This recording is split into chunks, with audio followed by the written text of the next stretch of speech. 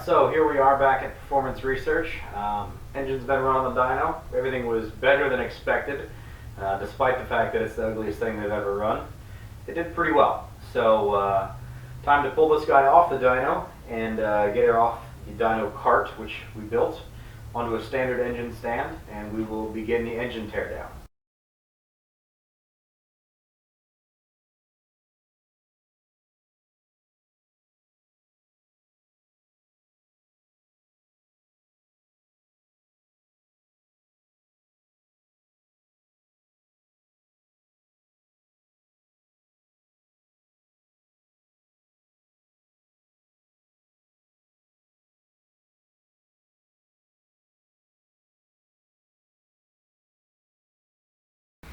Alright, so we're most of the way unhooked off the dyno, have the headers disconnected, all the wires disconnected, fuel lines disconnected, coolant lines disconnected. Need to pull off the fuel pump block off plate, but just pulled out the oil sensor, which we put in earlier, and as we spoke about in part 3, the oil that came out of this thing originally was black as hell. It has now got, I don't know, 30 minutes of run time on this brand new oil change, and this is the oil that came back out of this thing. That's very dark. So I'm going to guess when we take this thing apart that everything in this is black, coked up, disastered mess. But just wanted to share that with you one more time. This is brand new oil. It's got 3 dyno runs on it and a couple of moments of break-in. But otherwise, this is brand new oil.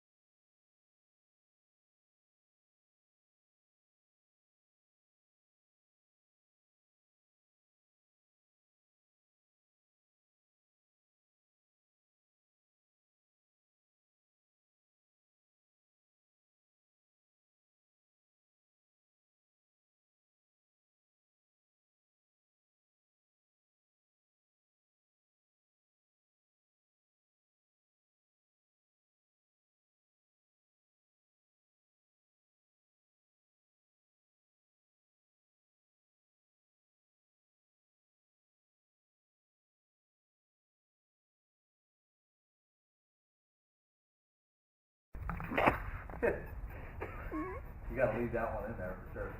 Don't! Apparently I wasn't recording that. Alright, so engine's off the dyno and still dirty as hell. It is time to take the headers off and start breaking this guy down. So not a very exciting process. We'll kind of click back and forth as we go through the time lapse when we discover some interesting things, which I'm sure we will discover. But anyway, here we go back to time lapse. We'll get her torn apart.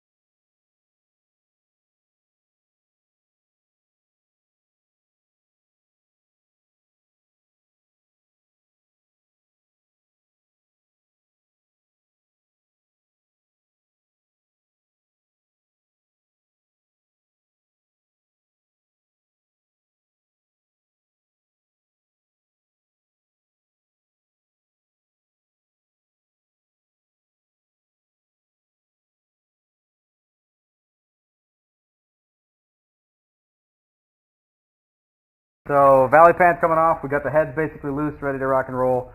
Valve covers are off. Valley pan's going to come out, so it gives us our first view of take this off. What's underneath there. No, you probably can't. Get our first view of what the cam looks like and our lifters. So pull this off here. Austin's doing a fantastic job taking this motor apart, by the way. I am. All right. Let's see what we got. That doesn't look too bad. That doesn't look too bad at all, actually. Got the right 5.5 stamp on the inside, so I didn't buy something I wasn't supposed to buy. And these being flat tappet lifters, they're actually not flat on the bottom. They've got a little bit of a curvature. So that way when they ride on the cam lobe, they actually rotate. So if you look at the wear pattern on the bottom of the lifter, it's circular, like it should be.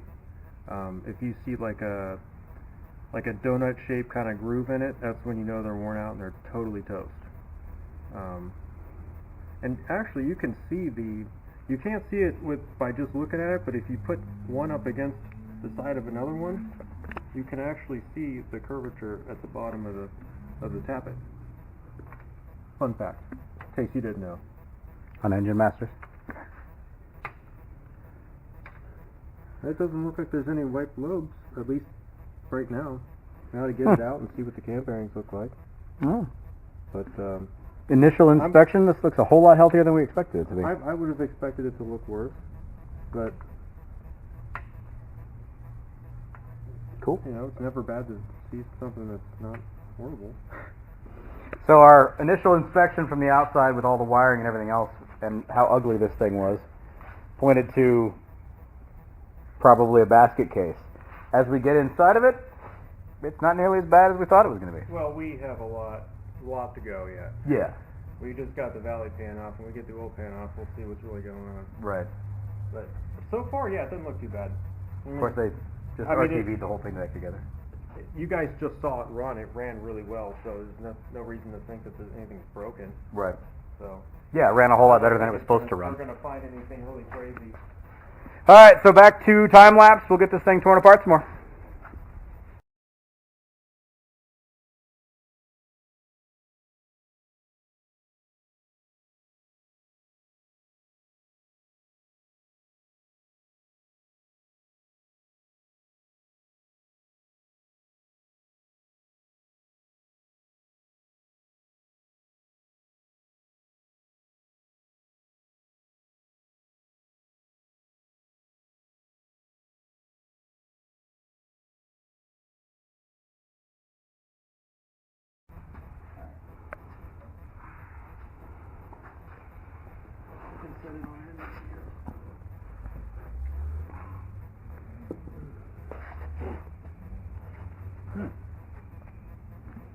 It looks like it's running pretty well.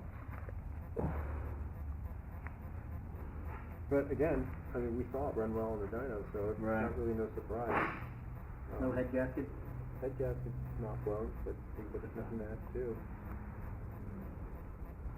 Because you know those Pontiacs blowing those head gaskets. You don't do that. Piston wise,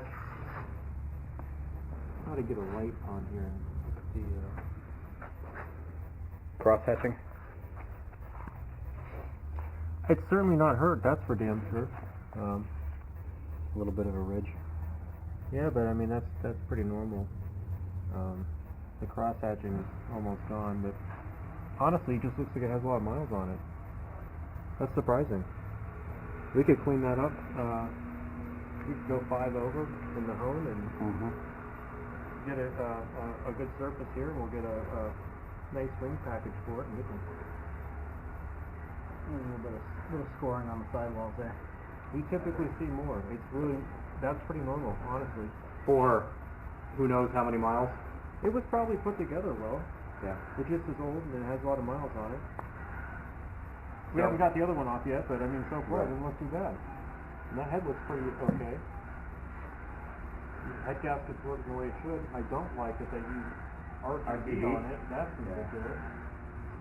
Yeah, you don't often see people use RTV and The last thing head you want to gasket. do, last thing you'd ever want to do is restrict speed more than the head gasket does. The head gasket does the restricting here for you. You don't want to clog, you don't want to get RTV in there. That's just not cool.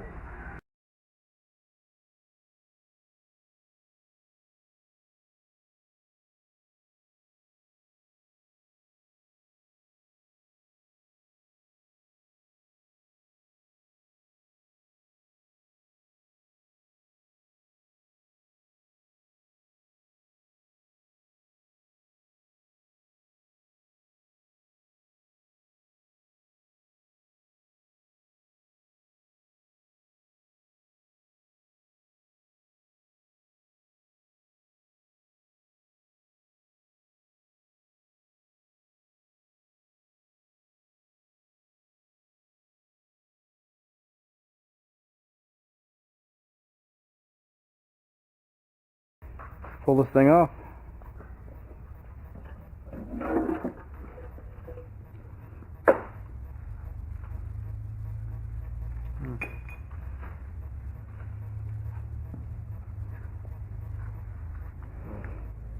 Apparently bust the window tray off.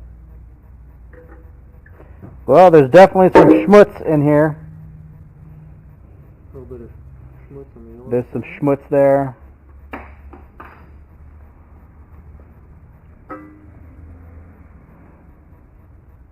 Look at that, a crankshaft and connecting rods and a timing chain. Timing chain, oh my goodness, it has one of those. Okay, well, pan is kind of schmutzy. I think we're still. I couldn't see from below, but I see it up there. I just couldn't see. We can lower it down. So from what we saw on the dyno, nothing was really hurt that badly. Guides were worn out on the heads, but otherwise everything seemed like it was in pretty good shape. We did discover the block is a 1970 completely virginal block, never been bored. The cylinder walls are a little bit worn out, but it's a virgin 1970 455 block, which is good news. So plans at this point, reuse the crank. We're going to bore those cylinder walls over a little bit, but we're staying iron headed. We're going to work on the 6X heads. We're going to replace the pistons and the rods.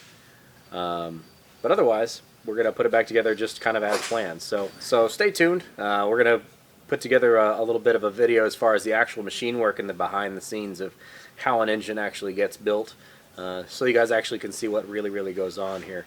Unfortunately, a lot of times people talk about building a motor and they never really know what goes into it. Performance Research has allowed us a little bit of a behind the scenes look, and we're going to go ahead and give you guys that view. So hopefully you've enjoyed the video.